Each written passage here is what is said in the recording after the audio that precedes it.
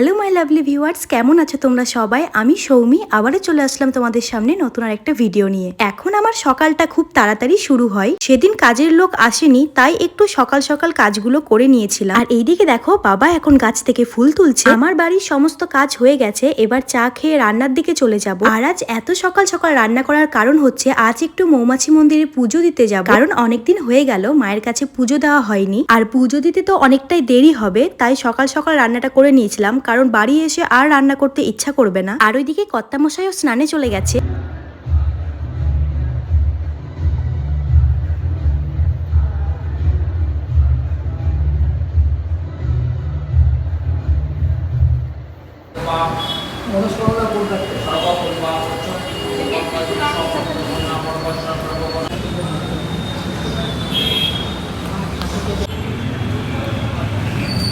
পুজো দেওয়া হয়ে যাবার পর শাশুড়িমা ফোন করে বলে যে আজ তো হনুমান জয়ন্তী আর দিনটাও খুব ভালো, তো তোরা দুইজনে যা একটু সংকটমোচন মন্দিরেও পুজো দিয়ে আয়। তো মায়ের কথা মতো সংকটমোচন মন্দিরে গিয়েও পুজো দিয়ে আসি।